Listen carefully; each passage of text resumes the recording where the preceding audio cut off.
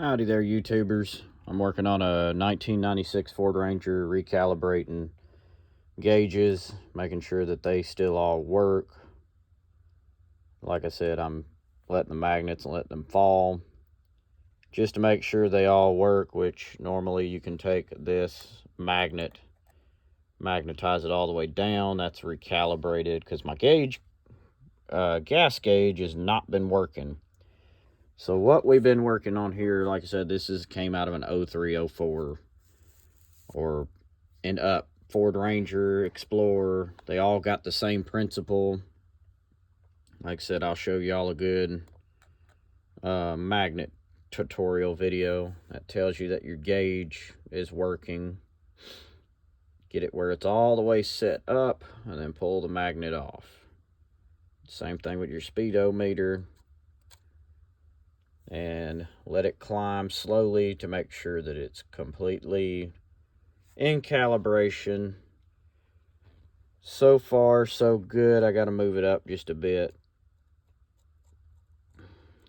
because sometimes you may have to move it up, which I'm not physically touching it.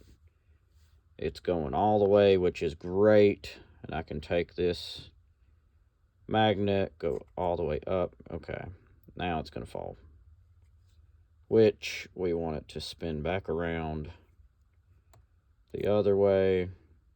I don't know why it's doing all that, but see if it goes back. I'll help it back.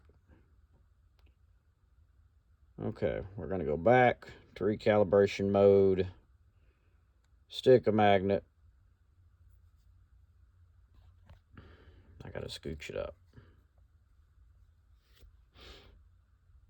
As it's moving slowly, wait for it to stop. I'm going to pretty much do a recalibration on a 96 Ford Ranger. Like I said, I'm having gas gauge issues. Kept reading over F, and then somebody told me to do this. Test it, make sure it stops on the speedometer, which there's nothing wrong with the speedo. Barely tap it back. Gotta find my magnet back. Okay, so that one's good. We are gonna pull that gas gauge down and get it right on empty, where that is where its neutral spot is. When the vehicle is off, normally it stays. So, like I said, I'm doing a tutorial of how to do a gauge cluster reset, pretty much. Close enough. I'm not an expert at this. I've watched other YouTubers. That's how come I know. So, right now, it's been a pain in the butt. We are close, and I got to clean the whole gauge face off. It's nasty. I've not cleaned it ever since I pulled this thing out many, many moons ago when I first got this. Like I said, you can read the miles and stuff. I haven't changed it since then. And right now I'm going to pull that gas gauge down a little more. That way it's kind of in floating mode, which it's going to climb back up. But we're going to see if this works. And if it does, I'm going to be stoked, and I will show it on video. Y'all have a good day. Like I said, it's pretty much an easy install, disassembly, reassembly. So y'all have a good one.